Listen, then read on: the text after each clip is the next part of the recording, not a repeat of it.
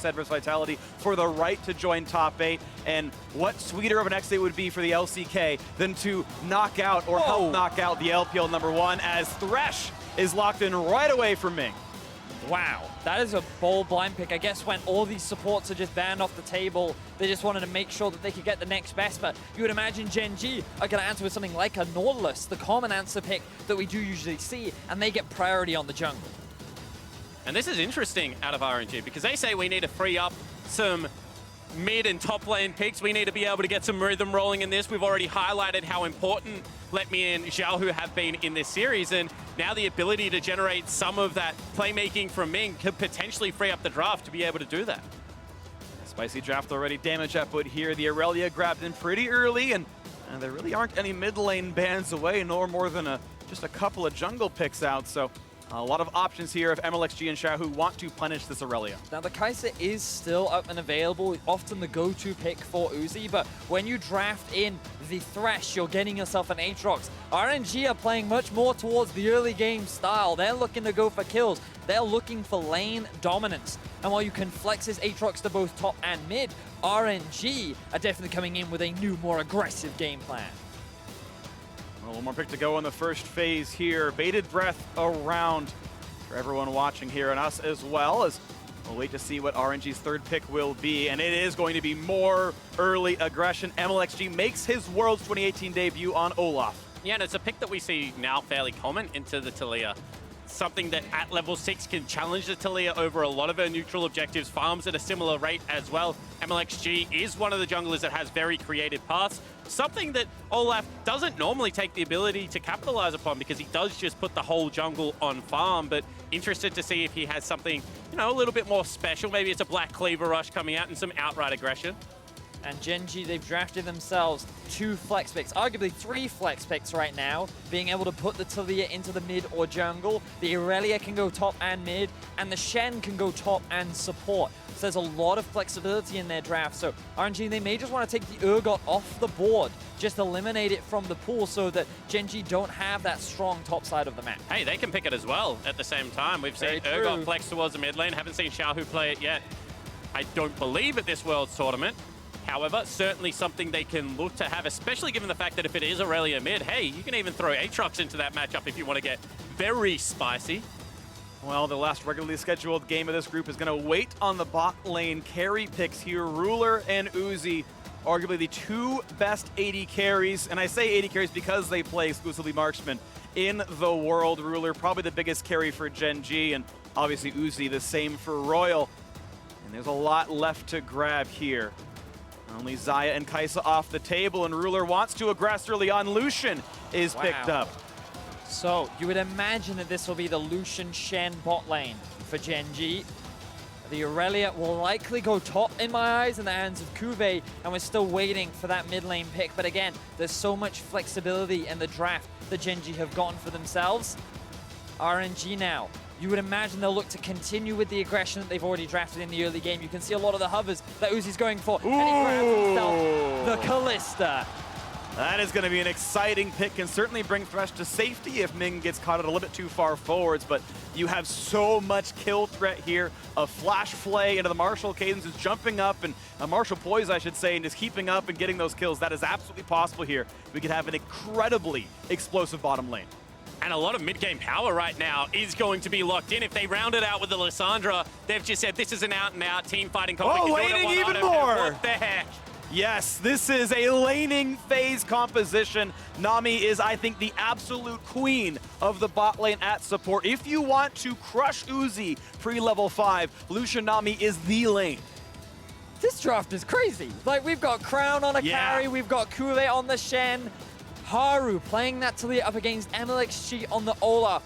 Ruler, an AD carry that's kind of had questionable performances throughout this group stages, ups and downs for sure, is going to be going toe-to-toe with Uzi. Lucian against Kalista. Gen.G, they're saying for their final game, they are here to play.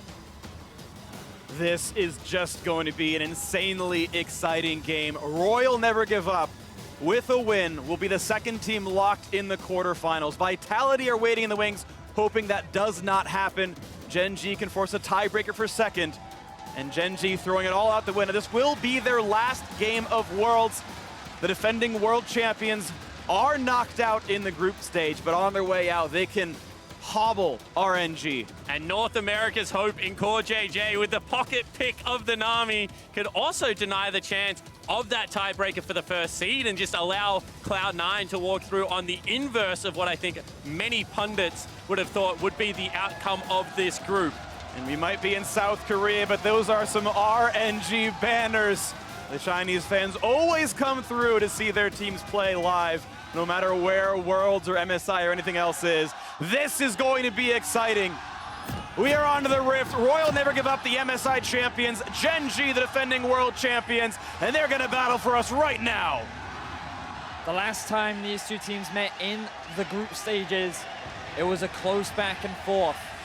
RNG started off with an early lead, Gen.G got it back in their favor, and ultimately it came down to a single team fight that won it for RNG. And listen to that crowd. Pride on the line for the LCK lineup of Gen.G. Their Worlds run has been cut short regardless of the outcome of this match. I don't think many people would have foreseen this outcome. However, this could be a blow to the LPL lineup, not getting the favorites for Worlds, the favorites of the LPL out of groups in first place. At this stage of the tournament would already be an upset, and we could see them just bump heads. It's already spicy, but three are coming down. Ming kind of senses this. He's going to be taunted. A bubble's going to land, but there's an answer. The axe can keep coming out for mlxg. They've already rendered once. Ignite is on. CuVee is shut down for first blood. And you've got Crown in the wings waiting for a bit more, but spotted now by XiaoHu. Finds a stun and walks away, but RNG start the game 500 gold in the lead. And what was supposed to be a trap for RNG ends up going horribly wrong. The Thresh takes the brunt of the damage. The Olaf picks up his axes and chases down the Gen.G members. CuVee loses his flash. RNG draw first blood. And with Guardian, there just wasn't the damage to burn through Ming. There was no real pressure exerted on him. Only the flash was used out of CuVee. Ignite not wanting to be burned. So advantage early on in this game, and when you give it over to mlxg, the wild card of RNG, he can take over an early game. And even CoreJJ starting Bubble actually gives away a lot of lane control. Normally she's so good because you learn the heal and you bounce it off your opponents, and Ruler wins every trade for free. Instead, the Bubble does not pay off here in this level 1. And this starts well because they are able to layer their CC, but Bone Plating plus Guardian is just such a potent combo, and no one wants to fight Olaf at level 1. Every axe on point. mlxg starts the game right. Now, some of the crucial summoner spells that got used were Flash for Uzi. That means that Haru could look for an early gank down towards the bot side of the map. He could look to try and help this Gen.G bot lane get back into the game and even get an advantage. And you can see him hovering around after clearing out his blue buff with no vision for the side of RNG. Haru could turn this around. But you have to be sure of the play, because if the skill shots miss, and they are relying on either a bubble or a flick to get the party started, and you were there at the same time as the Olaf, the gank is going to turn. So they need to make sure that the vision is set first. Gen.G, not a team that's going to rush into this play. They will just allow the game to elongate, as we saw the first time they played this RNG lineup. So don't really expect them to up the tempo any further than what has already happened. Wait to see what comes through right now. This game 800 apart, so a bit more earned than just the level 1 would have you believe. As you can see, an extra camp there for mlxg and a full wave of farm lead for LetME as the bot lane is recalled out for Royal. And Uzi's back in with a control ward and a longsword to help make sure he can keep that lane priority. Level 3s all around on the bottom side. Mid lane holding equal. And this is something that Uzi has historically always done when he doesn't have summoner spells. He will be willing to go back and shop on strange item purchases. Historically, when it was something like BF Sword Rush, he would even go back and grab Pickaxe plus the crit cloak. So is a player that is willing to mix up the builds depending on what the state of the game currently looks like. He knows that he hasn't got a summoner spell available. The longer he can spend out of that lane, the more it could benefit him in the long run. Still the holding pattern, but mlxg maybe the first to make a play. He's going to be spotted by the sword as he comes up through this river, and the control ward now shuts off that vision, and going to create some more scare in that Gen.G bottom lane as CuVee manages to pull a turret shot towards LetME. Otherwise, this Aatrox, of course, having a very good time. And now mlxg is doing what he can to reclaim some control over the bot side of the map. You can see that after the early shenanigans that went down and there was little to no vision, we saw a very early base coming out from our Uzi, getting his early item, or longsword rather, and now you just see it littered across the river. Double control wards, one ward in the river, one ward on the blue buff, and now that potential gank onto the flashless Uzi becomes a lot harder for that of Haru. Normally the Gen.G play style has been one of giving up very little and having lane priority and turret leads. We'll see if they do get some ganks through as Haru knocks down a quick Sentinel and look for the next move as that ward and many others start falling off. And now it is Gen.G who enjoys darkness in this side, but mlxg feels safe enough to fight with the control ward back, and maybe they'll be okay. Nice try on that hook. XiaoHu also has a lot of control over the middle lane. Irelia doesn't have that level of wave clear to be able to match the Lissandra, who can just spam a lot of her abilities very early on into the laning phase, keep Crown underneath his tower, and that means that he can move with mlxg. And if you meet this duo, that kill threat is huge. There's the root, there's the stun, and mlxg is here. Can they knock down Crown? The flash forward, he tries to outplay, and he might get the trade kill. He will, a 1-for-1, but the assist goes over to XiaoHu. And it is going to be a shutdown, but the proactive play one more time by the substitute jungler, getting involved early, trying to generate a lead. Good stuff there from mlxg. Yes, it is a 1-for-1, but crucially, you're putting Crown behind. And no, he's not running the cleanse in this matchup. The chain CC can come out very easily from that of XiaoHu. He is a melee champion, and the setup is very clean, but a good response from Crown, utilizing that ignite damage, taking advantage of the double Q to maximize his damage output, enables him to get a return kill.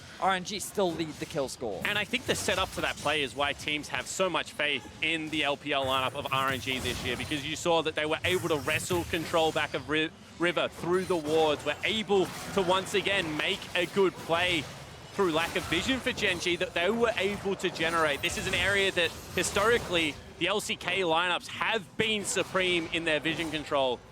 And I think that small glimpses of the brilliance of RNG like that still makes them one of the favorites of this tournament, regardless of the fact that they've fallen down 0-2 today.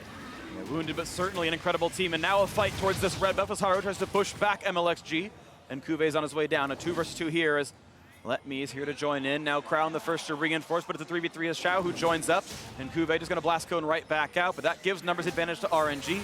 They've controlled the middle. They've divided and conquered maybe as Haru has to get away. It's not going to be the route yet. XiaoHu just going to walk right back, but takes a bit of damage for his troubles. All said, though, it's 3v1 for the red buff, and Haru will have to give away this control. You have to believe. And indeed, mlxg grabs it and is able to walk away. Surprised that Gen.G showed so much respect when XiaoHu didn't have ultimate, but I guess you don't want to go toe-to-toe with an early game Olaf or an early game Aatrox, so instead Gen.G just concede that part of the jungle, and they're slowly falling further and further behind.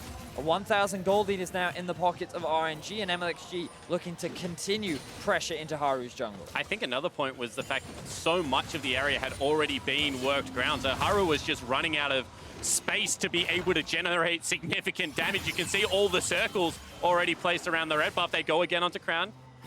Yeah, they threatened that one, but mlxg not going to come through, and XiaoHu doesn't take the path in. It's just simple wave clear makes mid lane plus 11 CS. Top lane almost up 20, and as Ruler grabs this bit of farm, he'll still be down 10 as all is said and done in his matchup against Kalista.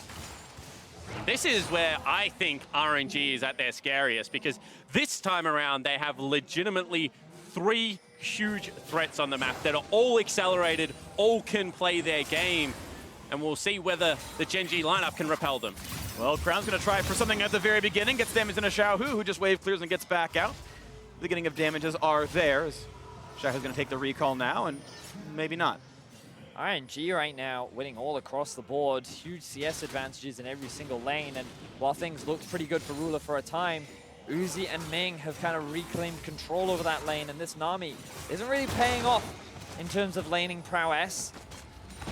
mlxg also utilizing the pressure that he has across the board to constantly move into the river, clear out the vision, force Gen.G to play on the back foot, and it continuously allows the RNG members to build their leads even further.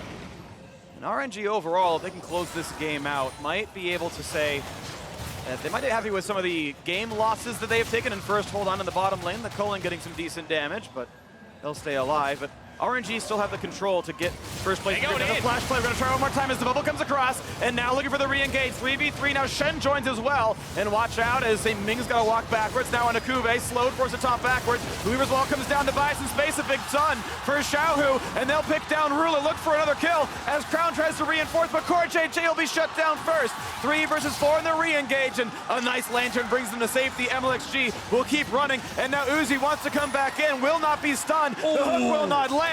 But they might knock down Haru. He's flashless. He has no roads out. 5-1 RNG. And finally we see RNG turn a skirmish in the bottom lane, show their individual brilliance. They don't even bring their top laner down, and they still win the fight. RNG demonstrating the prowess of their team.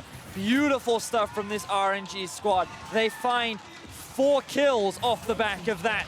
And now this gold lead is snowballing out of control. 4,000 in their advantage. Good stuff for RNG. And this started with aggression out of Ruler, out of CoreJJ, as this replay is brought to you by Ace of Predator. They thought that finally they would be able to turn this lane in their favor. They had Haru down here, but it was read like a book. You can see how early XiaoHu is on that teleport. And whilst they bring CuVee down here with the Shen ultimate, they're just not able to position well enough to make that play happen. Yeah, that flank from XiaoHu was beautiful. You talked about it, the setup was all there from RNG. They found themselves some early kills, and this is just overcommitment from Gen.G. They think that they can get something back, but 4 members versus 2. Uzi is still very alive. Ming, he doesn't really have to do much because mlxg and Uzi can just chase the targets down. And the 2 things that you kind of have to remember with a comp like RNG's is that XiaoHu, the Q spam is going to be massive. As long as he has mana, he's going to be pumping out damage. Uzi is not spell reliant. He's just auto attack reliant. As the fight progresses, he does more damage. And then the Olaf really chasing back into that play, not taking stock of the situation. This isn't an R reliant composition coming out of RNG. I think was the fatal flaw that Gen.G made there. And the whole tournament long, it has just looked like the inability to find rhythm, to get, you know, the execution. They split at the start of the play as opposed to going in the same area, and just more bad news for the LCK lineup.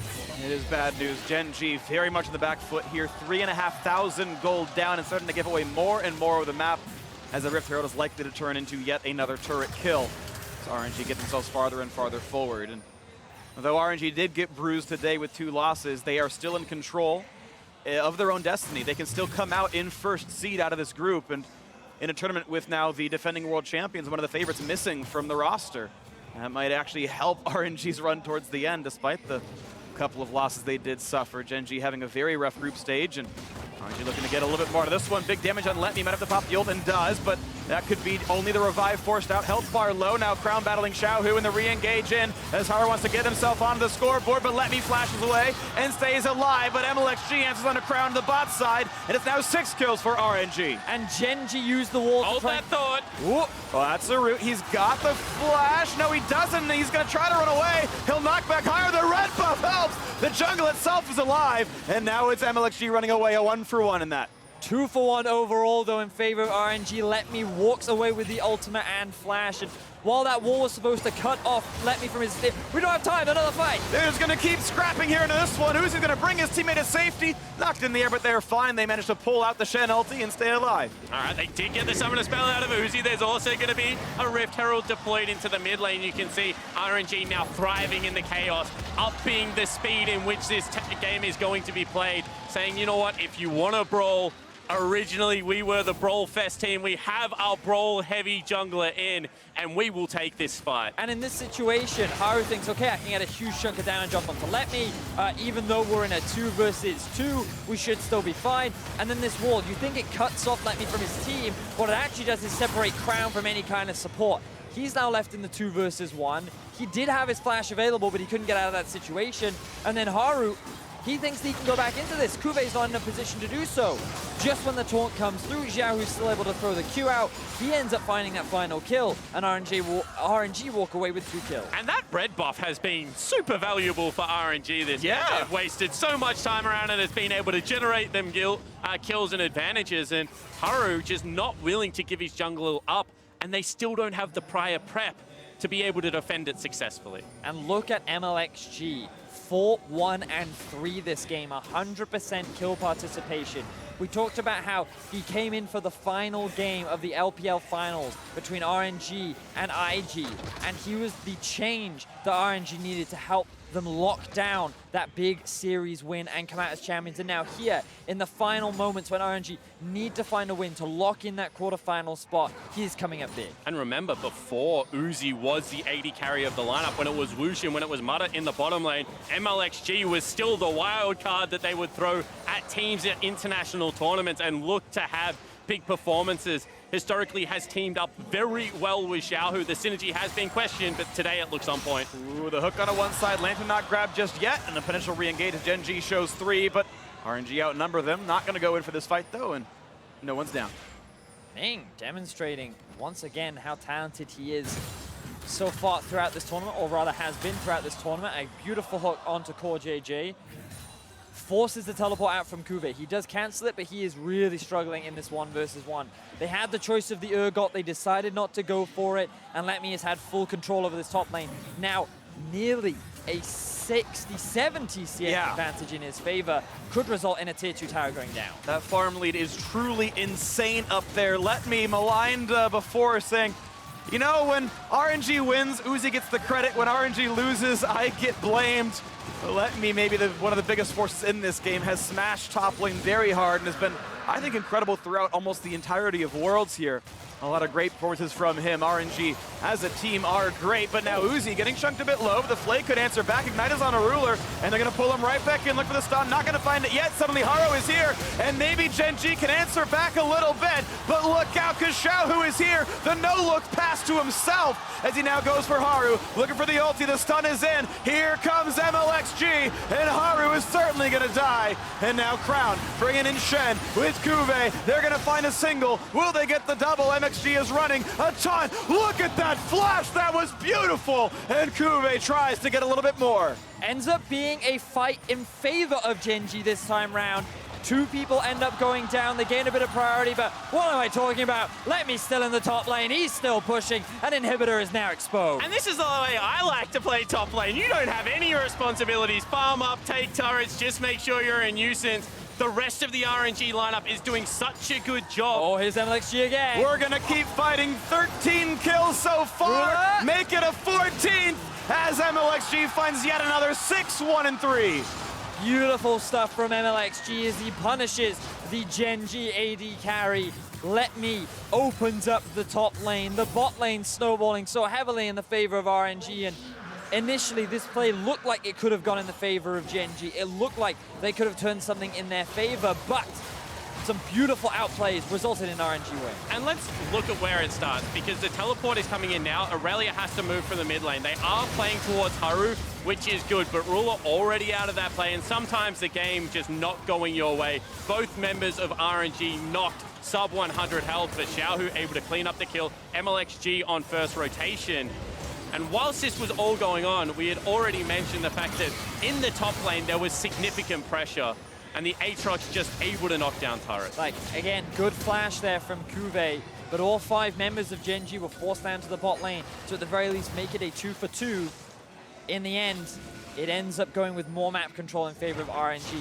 RNG yet to lose a tower, and they continue to put the pressure on. And this is what fans were hoping to see. As an LPL fan right now, you should be saying, we have 4 turrets on the map and 0 of them are in the bottom lane. The rest of the map is now stepping up and filling that void. This is what we need out of LetME XiaoHu if we are going to be the serious favorites for Worlds. And Uzi, 1-0-5, hasn't had to do all that much this game. He hasn't. He's capitalized on a very good laning phase and a very smart level 1 by the team. And you're right, it is not just the Uzi show. For most of Worlds, it really hasn't been. It does seem like a full team coming together. RNG, the fate's in their control. They can still take first seed and have themselves an easier quarterfinals. Looking for another play, the Proto Belt forward, and they found that first stun. Into the hook, into an unstoppable Olaf, and Crown will just be able to run away. But wait, Uzi brings in the reinforcements, and they're going for everything. What a teleport, 4 kills! And just as I say he's not doing all that much, he reminds you why he is the best player in the world. Uzi continues the chase, and RNG crushed Gen.G. Exquisite fight from RNG. The flank from XiaoHu was beautiful. And RNG, they want to prove that they deserve a quarterfinal spot. They want to go into that tiebreaker against Cloud9. They sit at a 10,000 gold lead 20 minutes into the game. And gentlemen, what else is there to do? They're in full retreat out of a turret in a lane where the tier 1 hasn't even been gone. But RNG are just first to the play every time and are now on the same page. Teams like this are why you watch the LPL. Look at that beautiful ult. And just the setup, LetME happy to jump through, grab them all. 10,000 gold lead at 20 minutes. RNG look amazing. Yes, they do. And after a 0-2 performance so far this day, RNG needed to prove to the world that they were still a contender. And this is the kind of performance that you want. We said this could be the grand final. We said these two teams could come out of this group, the group of death, as 1 and 2 get split throughout quarters and semis and then meet for the World Championship. And right now, Royal Never Give Up are smashing the Korean second seed. Absolutely, and unfortunately for Gen.G, their exit's coming pretty soon, and they did not rise to expectations. Sadly, they will not be defending their championship here. We already know they're guaranteed to be last place in this group. Vitality, we're hoping they had a chance to get second, but with Gen.G's Nexus, will go Vitality's hopes. They're hoping for that giant comeback. Ruler, ooh, that could have been dangerous. The Baron is alive right now. RNG, they haven't lost the turret. They have 10,000 gold. A Baron throw is an easy way for Gen.G to come back into the game, but with the amount of control that RNG have, they're just stealing away the neutral jungle monsters. They're just investing in deep vision. And it has before. You think back to their LPL final, Game 3 against Invictus. They were in heavy control there, and Invictus brought it to all 5 games with a huge comeback. Gen.G themselves back as Samsung Galaxy did it to SKT back in 2016, but this is a very long bridge to cross. And they have to win the team fight, because if Kalista can just stack spears up like this, you can't outsmite it. So they have to be able to enter the pit. They have to be able to go. And here's the play on the 2. CoreJJ puts the tidal wave down, and now the engage in a crown. He's got a Shen, but he's going to be dropped, and it's 5v4 in the map. And LetME again jumps over the wall. He's looking for more. A double kill for mlxg in his debut game of Worlds. And Ruler is about to have his reign cut short. LetME needs a W. One more shot will get the kill. And there's the stab. And CoreJJ, it's a Portal combat as Ming ensures that will not be a recall. They're ready to push the base. RNG have 4 members topside. 3 members of Gen.G are dead. RNG could be looking to end the game right now. And I don't think CuVee can do it. 4v1. The turrets are falling. Royal Never Give Up. The MSI champions are punching their ticket to the quarterfinals. They will slaughter Gen.G.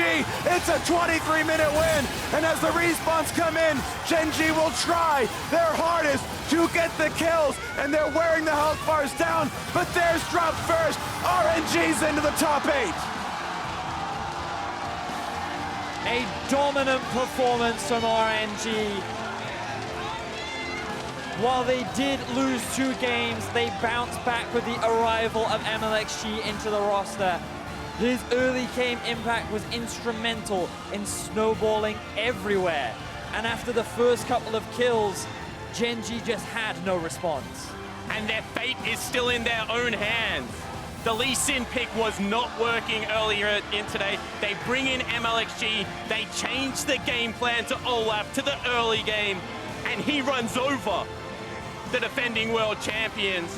RNG, whilst down, can still exit this group as the #1 seed. They will take the stage again shortly, battling for that #1 spot. Not against Gen.G as many would have thought, but against Cloud9 from North America to see who gets the top seed, who gets the ostensibly easier quarterfinal matchup.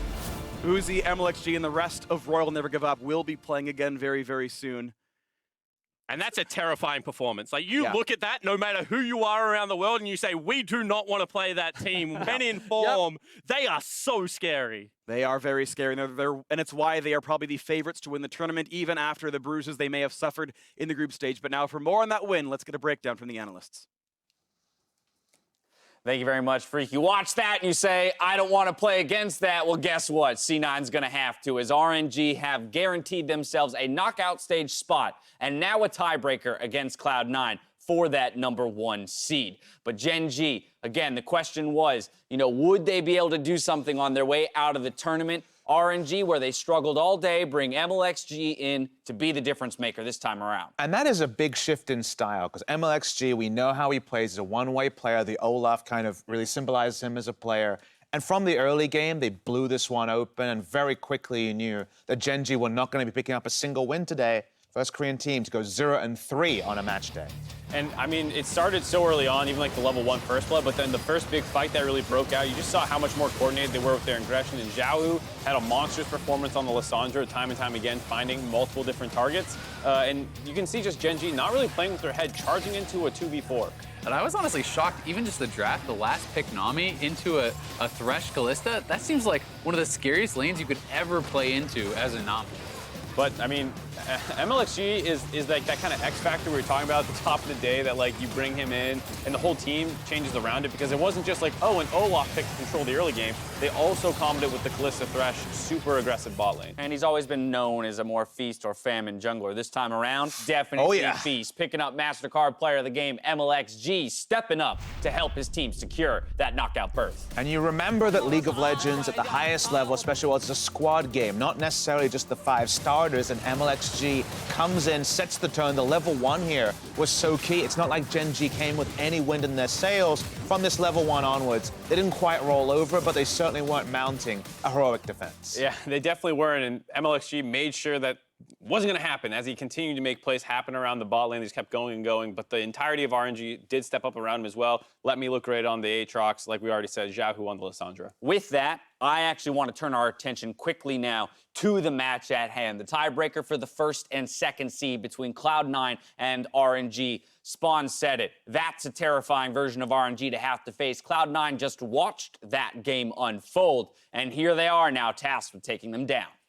Yeah, and before we get to that, I do want to just take a quick moment to say this does mean Vitality and Gen.G are both out, and I wanted to give a nod to Vitality, who really did play their hearts out at this event. 3 rookies on the team, Attila, Jacktroll, and Jizuke, had an incredible day here today, and they do come up short, but certainly can leave with their heads held high. It's one of those seize the day moments, right? Because Vitality came in, all the murmurs were just discount this team, the scrims aren't going their way, their style isn't refined. They seized the day in a big way. They come to Europe, heads held high, and next year they'll have plenty of momentum to ride upon, because they look like, once they sand off a couple of the rougher edges, one of those big contenders. All right, Mark, talk to me about C9's approach to this game, because as we said, mlxg comes in. That's another factor that Cloud9 has to consider as we await whether or not any substitutions will be made for this final game. Yeah, I think the biggest difference is how much more aggressively they play. And we were talking about how C9 took like the Hecarim and all this kind of stuff, and they're trying to force different stuff and they're being more aggressive. Now seeing the style that RNG seems to have adapted to, I think maybe you can flip it back around and treat them a little bit more like Vitality.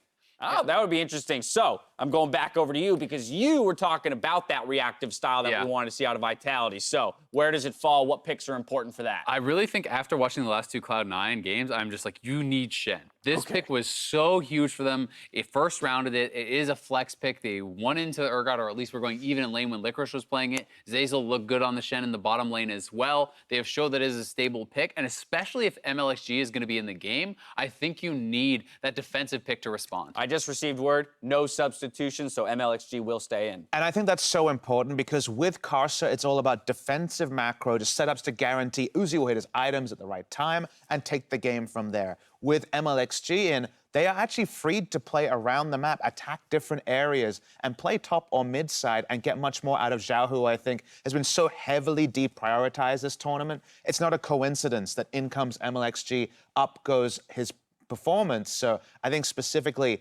getting away from scaling options. Even the Shen might be tricky because RNG are willing to roll the dice and play a very fast early style. I will say this is what makes RNG such a terrifying team. I think, we talked about the first 2 games of the day, the fact that they were losing the vitality in C9, you're saying, oh my God, they're getting rolled over. But the fact that they have this other style that they just flip over to so seamlessly, it feels like, even if, they end up losing again here to C9, like everyone will be terrified because you never know what RNG is going to come out.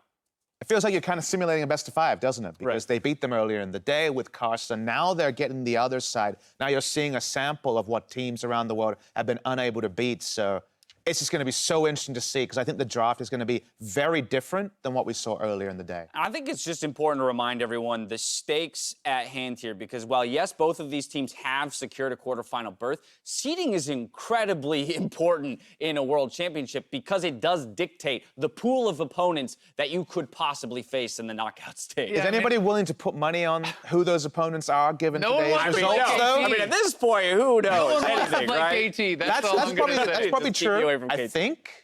Group A is the one where you're like, I don't know who's coming out of that, so you can't say. But KT for sure, and we'll see how the second day of Group D goes because as we've seen here, anything can happen. Right? So like on paper, you'd say like you also want to avoid IG, but like as we see, anything can happen on day 2 of the round robin or the second round robin, and I think that's why getting the first seed protects you from any crazy, crazy powerful opponents. All right, gentlemen. Well, we've just talked about how difficult this entire tournament has been to predict, and yet I'm going to make you do just that for this final tiebreaker game. So who gets the 1 seed? Who gets the 2 seed? Cloud9, RNG. Papa Smithy, what are you going with? I'm going to go with RNG, especially on the back of the mlxg choice. I think Uzi will be just fine in lane against Sneaky. I don't think it's going to be as one-sided as the first time or as even. But if it's even, I feel like mlxg can empower the other lanes. Expect to see something like Lissandra come out again for XiaoHu.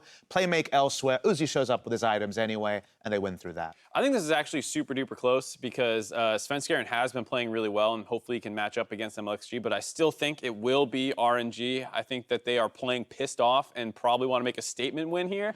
And C9 have kind of, at least how it feels to me, maybe like emotionally peaked a little bit on the day where it's like, oh my God, we went 3-0 and we secured our first round matchup already in the quarterfinals, but like, do you have the energy for another game? One more, right? One more. XiaoHu, do they? For me, I mean, at the start of the day, it would have been a no-brainer. Of course, they're going to go 6-0. Of course, they're going to smash the group. But we have seen RNG bleed twice today, and it just feels like there's something in the water. The teams from the West Give it to me. Give it to me. I think Cloud9 can do it. Yeah, baby. As we have seen how RNG was beaten twice, I think that the style that Cloud9 plays is something that they can try to replicate. This is some of the best League of Legends that they have been playing, and I do think that they are riding high. If they can get Shen, if they can get Zillion and picks like these, where they can have that stable style and be able to respond to the aggressive plays of mlxg, I actually think that they can win this game. Yeah, Mark, I actually want to come back to you with one thing, because you talk about how scary RNG now is showing both of these styles, but let's not forget that Cloud9 throughout this tournament has also shown maybe not different styles in terms of the aggression, but in terms of the picks they can play. So if Shen goes off the table, we just saw Singe, we just saw Zillion, we still have the Dravens, so it's impossible for RNG to attack all of that. Right, for sure. I think you can say C9 might have draft advantages because they have more unique picks. With mlxg coming back in, what scares me the most isn't just mlxg, but it's how Uzi looked playing a way more aggressive bot lane, and Sneaky has been a little weak in lane time and time again. Even that victory over Vitality at the end of the day, Sneaky was losing to a very aggressive Draven Thresh lane, and if Uzi comes in extra hard this game, I am still concerned about that. All right, final point here. There's some more information for the RNG coaching staff who I think deserve a lot of respect as well. I feel like we've mostly seen the pool of available champions. I'd be surprised to see 2 new picks from Cloud9 over and above what they've shown already. Just you wait. It's possible. Oh, of course it's possible. Teemo and something else are coming. Teemo's 2-0 in the LCK. It means something. But at the end of the day, given that extra information, I feel like, sure, you can't ban it all, but you can be more prepared for what Cloud9 has. The table is set. It's going to be a battle to the finish, and the fight for the #1 seed comes down to this one last rematch. It's RNG versus Cloud9. Don't touch that.